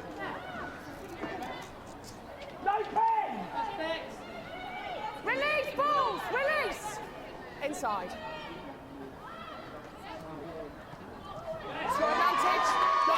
Advantage, Nickervort. Takes it really quickly. And it's now Aylesford with the advantage. McCormack. Myers, full out. Silari, it's forward. Passes forward between the Italians. Thought it was going to be a classic Italian job. You've been waiting to say that, haven't you? Not to be. It was just that final pass. I mean, it was absolutely slick. They were running onto the ball. Valera just floats it too far forward. I mean, if it had gone to hand, she was in. The space was there for her to run into it. And she's been absolutely threatening Solari this whole entire game. And you almost feel with a bit of space, she's definitely going to get on that scoreboard again. Just under 15 minutes. But here, Falan just doesn't really look at the pass. He just almost does that blind pass. And it's a little bit risky. You've got to really try and pull it back to ensure it goes to hand, especially when you're only 5 metres away from the try line. It's amazing, isn't it, how this game has swung. Bristol, when they scored that try, and Chantal Miel. It's going to be the scrum over here to you. There's Alicia D there with the water in her hand. She is a physical unit. Played against her many times, and I have to say I felt the hits each time I've been tackled by her. She's one of the players you can't run into her. She will be hard to move at that breakdown area. She's very quick at getting onto the ball, and since coming on she's already made 2 turnovers, and that's one of her strengths. That's one of her areas she likes to try and get the ball back. Just say that Bristol camped down the Aylesford Bulls. 22 is Elisa's D turnover, wasn't it? The start of this attack for the Bulls. Noel Smith bursts off the base of the scrum. This game absolutely in the balance, isn't it? It really is. We've spoken about pressure all day long. Now the pressure is ramped right up. There's one score between them, but it's the Aylesford Bulls with a put into the scrum now. And that all came from Leanne Riley. The pressure that she put on the receiving Bristol player, absolutely brilliant. She's just hungry for the ball. I think when the ball pops out and she just thinks about going for it, and that's what you want from your players. You want them to be hungry for the ball even with 15 minutes to go. And there's the Alicia hit as well. That leads to a lovely turnover.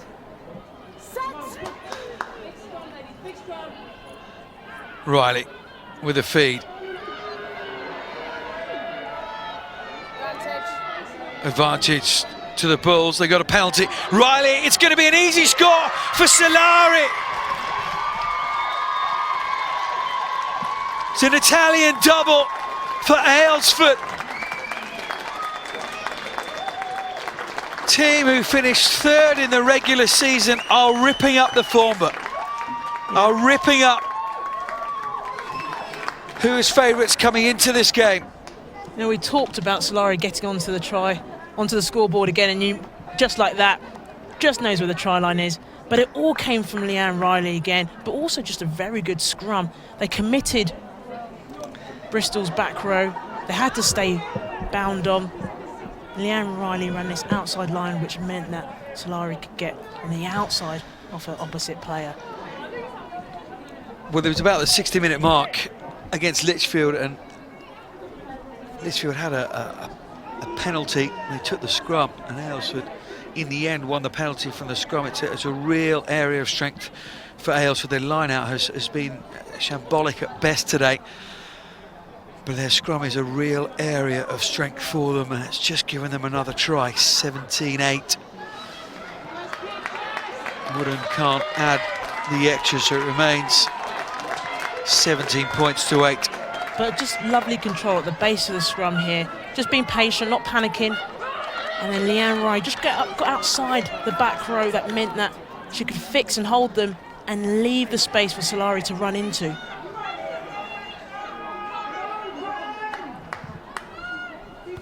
What a Bristol got left now. Mentally, more than anything, they gifted the restart. Third set piece, just gifted back to them. It's just a bit of confusion between Dee and Brown. Possession with Bristol. Jessica Hood.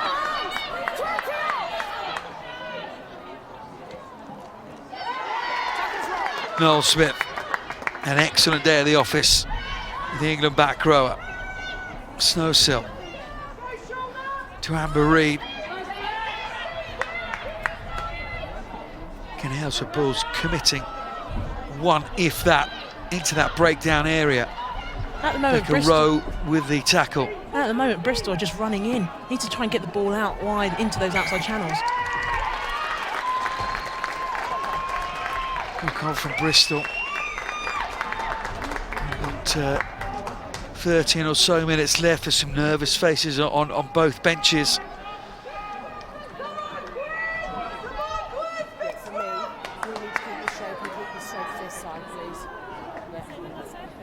But 9 points difference, that's 2 scores away. In the balance, as I suspect, probably your player of the match award is in the balance at the moment, Maggie. We won't press you for that just yet. We'll probably wait for later in the game whether the result is a foregone conclusion.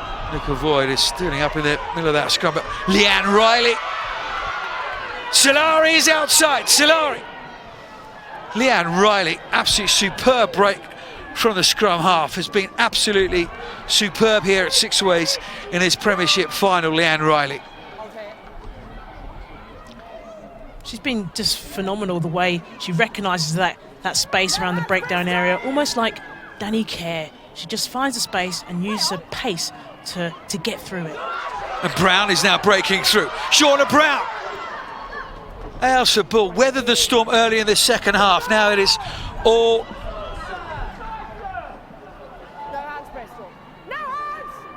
the way of the Bulls in that 22, and they get another penalty. If I was captain, Maggie, what would you decide if you're captain of this Alford Bulls side here? Well, I think actually let's try and continue to put the pressure on. So I'd go for a scrum and try and I'd go for a line out. They've been doing okay in this latter part of the second half. Use people like Alicia D to take you to go forward, but they've opted for the scrum instead.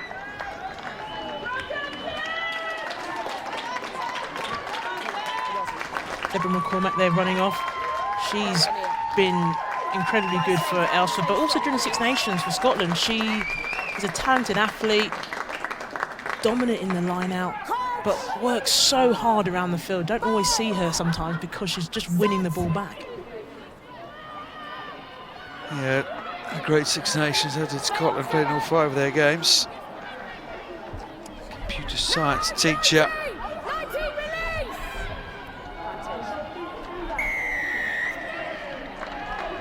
19, you must clear release.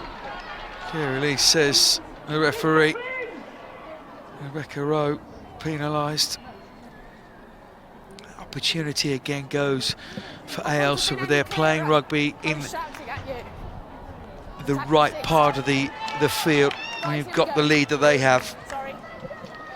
Okay, number 10, Bristol. Phoebe Murray, the last player off the Bristol bench. It's Ella Snowsill who departs. Taken to rugby very naturally, Phoebe Murray, just turned 18 years of age. She'll slot into the centres. Amber Reid will go to 10. Surprised me that substitution. Ella Snowhill in the second half especially. Be very, very lively, be getting through defenders with her quick feet and her pace. What's Phoebe Murray got? Well, I guess having Amber Reid at 10 potentially gives them opportunity to redistribute it and get it out wide. And also Amber stands a little bit more flatter than Eleanor, which makes a difference to allow your players to get over that gain line. Yeah, very good point, well made.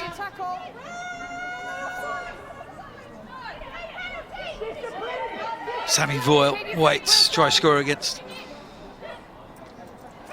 Aylesford Bulls last season, substitute in the final last year, the former Richmond player, and involved in that tackle as well.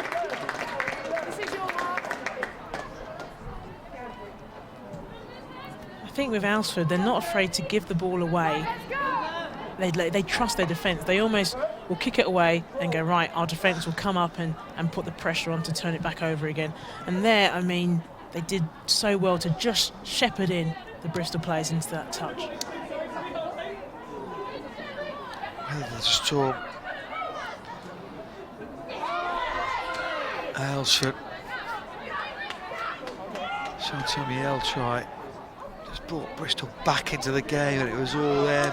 A few substitutions brought some energy. But Aylesford, Elise Shadee, who's clearing out that ruck there in a typical fashion. Sammy Voyle goes on.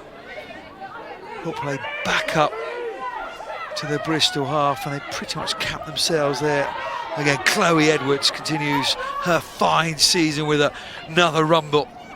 Brown against Malloy. It's just been a battle royale between those two all day. It has, and I think for Aylesford, their forwards have just been dominant. We've talked about Aylesford's backs, but their forwards have been outstanding. Brown has been key, Fletcher, you know, you can count them all. They've all had an impact. Edwards again. Already won the Premiership with Richmond last year. Brown. And a fend on Poppy Leach. Burford, they're building patiently here. The Bulls. Riley, lovely service. Pocock, Wooden is going to go in, is she? Held up by Bristol. Held up by Bristol. How important moment will that be for Bristol? Oh, incredibly important. I mean, great defence by Bristol just to get underneath the player. Jessica Wooden looks like she was in, but Amber Reid, give her a pat on the back, got her leg and body just underneath the ball to stop that try. Leading from the front by example, Amber Reid, the Bristol captain. When you talk about people leading by example, Leanne Riley there doing it again for Aylesford, just taking the team forward and keeping the tempo up. Some worried benches I don't have stability in a square from this side. I need you to improve. Bristol bench, Simon Martin and Roy Davis. They know how important this scrum is here. Former Hartbury College Mosey and Lidley man Roy Davis, forwards coach, last season promoted to the top job this season. He's done a wonderful job, he really has.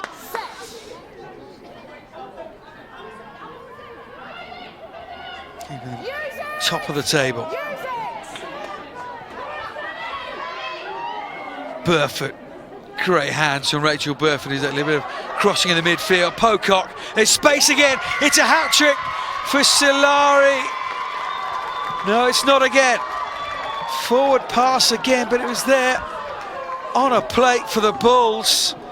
It's that final pass. Solari could have had 4 tries. She could have. I mean, like we said, that opportunity to try and get that ball out wide. Burford's looking for the next player. Fee Pocock just unfortunately puts too much power on it, which means it goes forward. But you almost think, though, again, I can see another try is going to come for Solari. She's looking for that ball, and the Aylesford centres are trying to get that ball to her. So Bristol with a lifeline.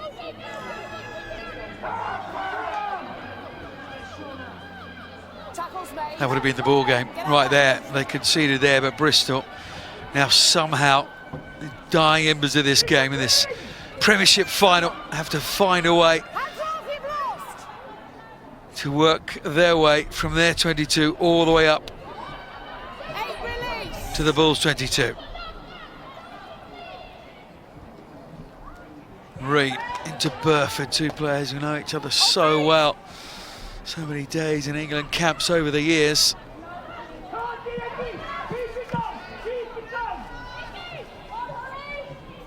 Sasha Aitchison. Good to see her on the field. Played with injuries through her career.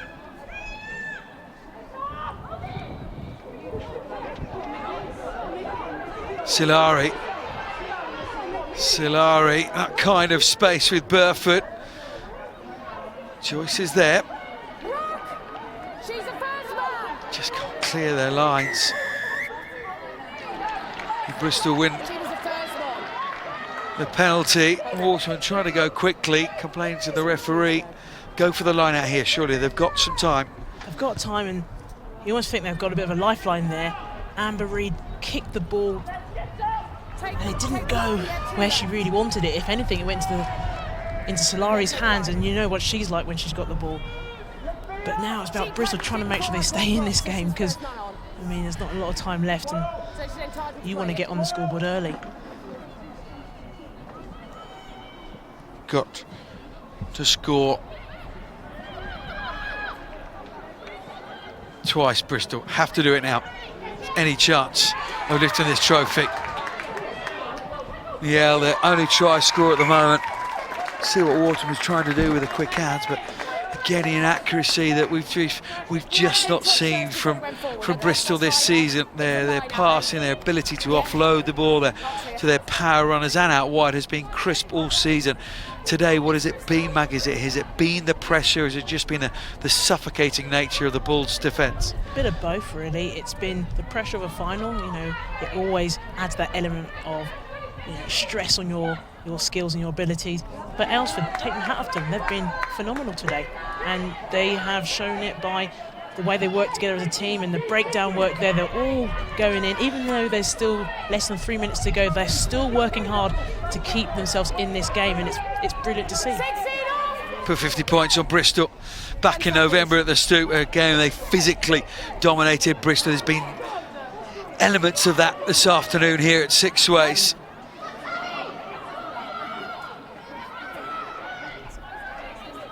Bristol have certainly been in the fight.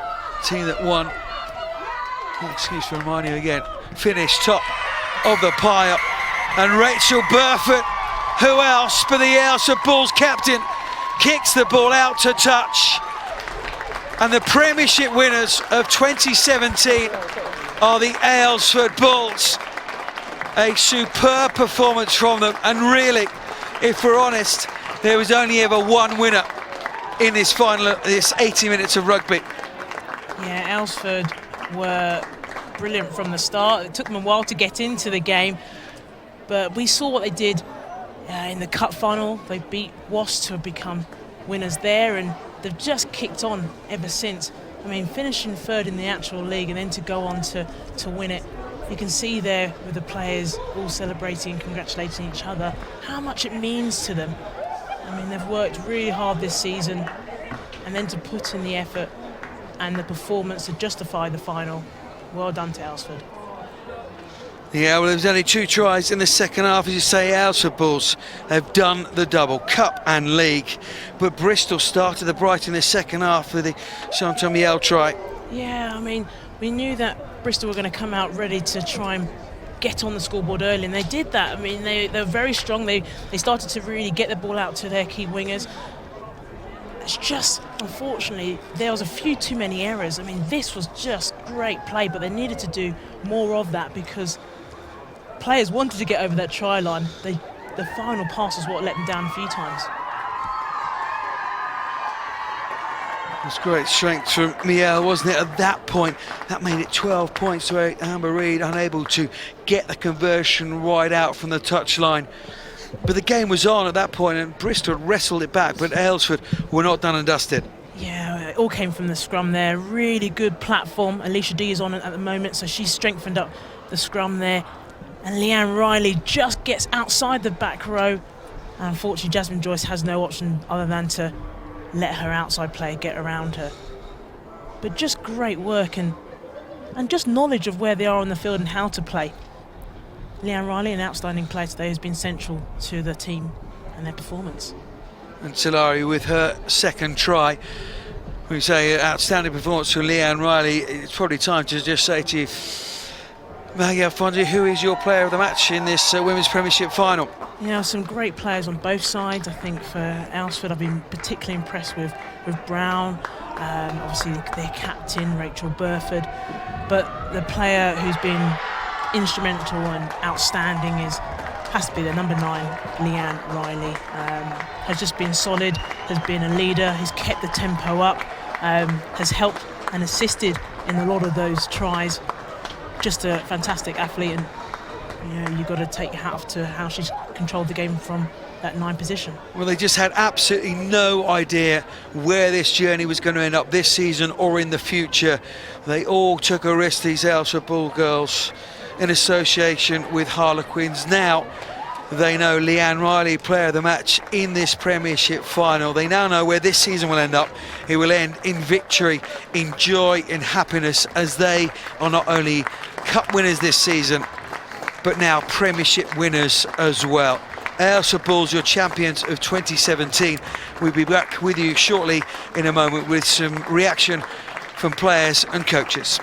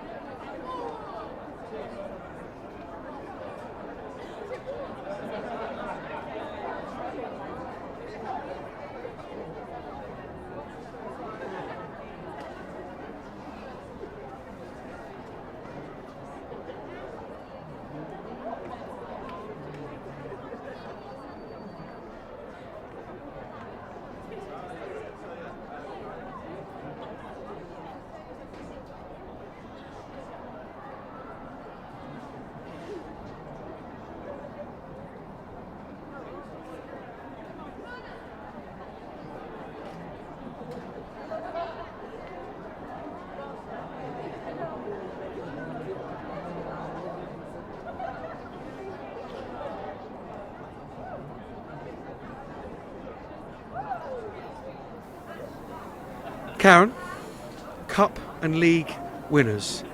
How good does that sound? Sounds amazingly fantastic right now. Just really delighted for everybody, the players, the club that have gotten behind the squad, and just the squad. We've had such a turnover in players through the whole of the cup rounds and then into the cup final, and the squad that won that, and then the team that have really worked hard getting through to the semi-final, which was a massive game away against Lichfield, and then today, I mean, the work effort and the commitment, you can't fault your players for that. It's been outstanding. Well, let's talk about the specifics of the game for a moment. I came and watched training on Thursday. A lot about line press, a lot about defence. You stuck to your processes today superbly. Was the defence only won you the semi-final, but won you the final here today as well?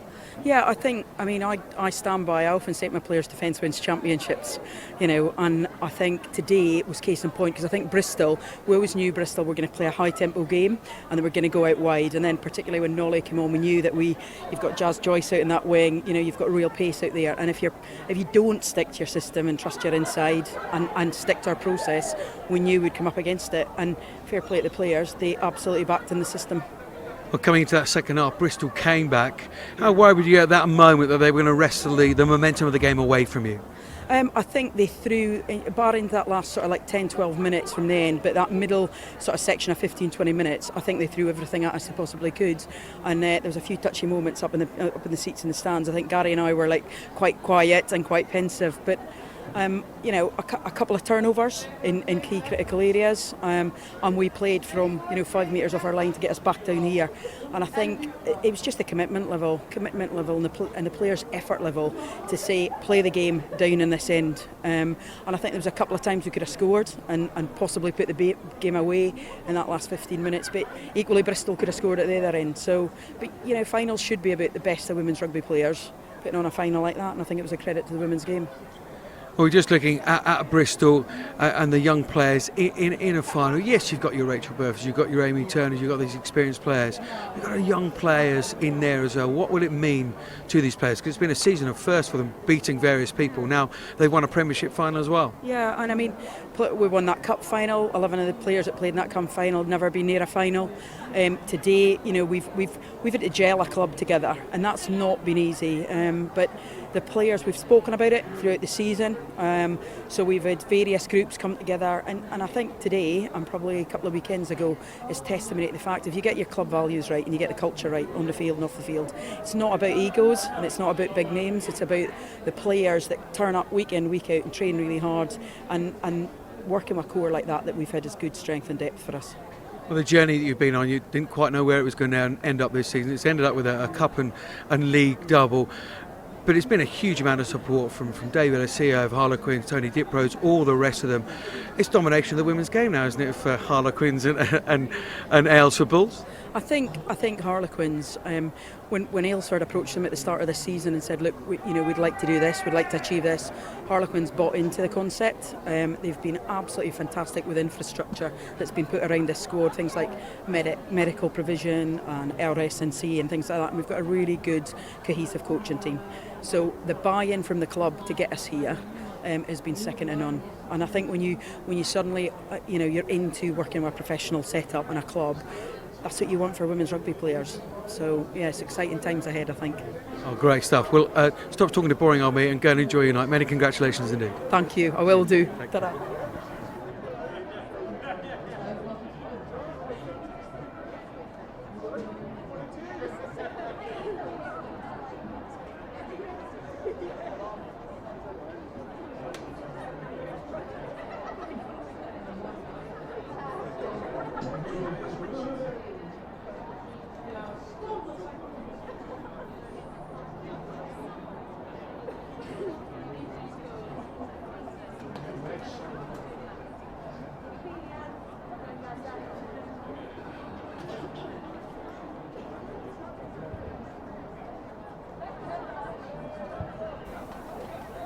Leanne, Cup, League, double and player of the match. Doesn't get much better day at the office, does it? No, not really. I mean, it's credit to the girls. It was really hard out there, really hot out there today. And to come away with a win, we were under the cosh quite a few times in the game, and to just keep the composure and go, we're really happy with what we did today. When you started out this season, a little bit of confusion, not really knowing where this season was going to end up. Did you ever think it would end up in the way that it has done with the double? I mean, we always expect to win and we always try to win. It's hard when it's a new group coming together. We've come a long way from where we started in the season. Our first performance to now has totally changed, and we wanted to we had our sights set on the top four, and when we were third kind of throughout the whole way of the season, we were standing in good stead for the semi. So yeah, happy. And looking forward, with the coaching setup you've got, the group of players you've got, the success that you've enjoyed now this season, just how far can this squad and this team go now looking into the next new season with the Super Rugby League that it's going to be next year? Yeah, I mean, I think we can go a really long way.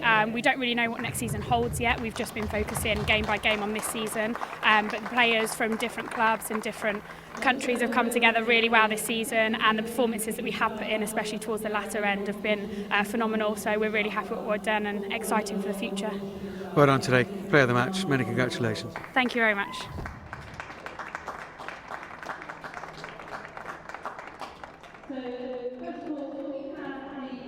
Referees and football officials from both the early games and today's games are making a presentation.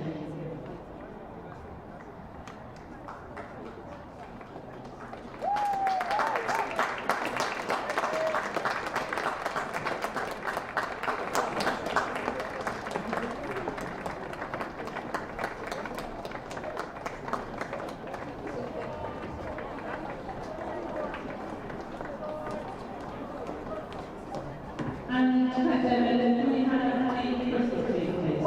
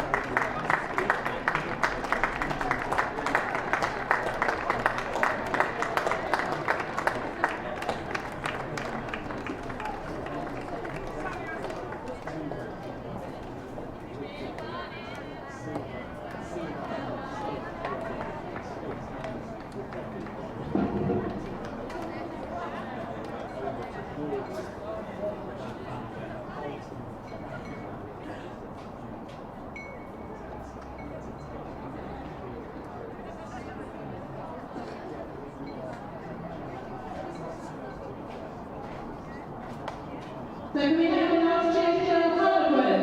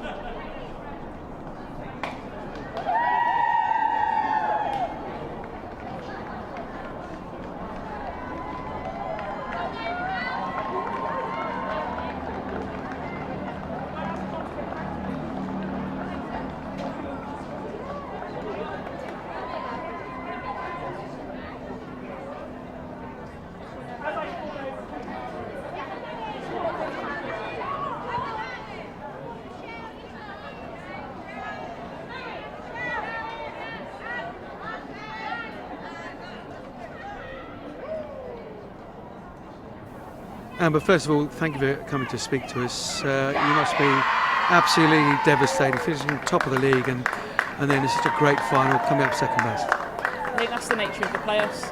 The start of the season, that we knew that was going to be the league system. I'm incredibly proud of the girls for fronting up during the league and finishing top, and that was what we wanted to do at the start. We just come off second best to a very good Aylesford side today. Tactically, where did they win the game? I think it was mainly our errors. We didn't really do ourselves justice on that department and gave them cheap ball back, and all credit to them, they took their opportunities. They carried hard, they never gave up, and yeah, we just gave them easy ball. Second best today, but finishing top of the league the first time in the club's history ever, there must be a huge amount of positives when the dust settles to take out of this season. Yeah, definitely. Like, we'll look back on our season and take lots of positives from it. We know there's stuff to work on going into the next Women's Super Rugby League, but actually players who have come into the side or progressed from our second team have really fronted up, and we've got a good handful of young talent coming through, and they've stepped up from the second team onto the first team and stepped up to a Prem final. So I'm incredibly proud of the effort that they've put in and everything that they've done over the season. Thanks for coming to talk to us. Have a good evening. Thank you very much.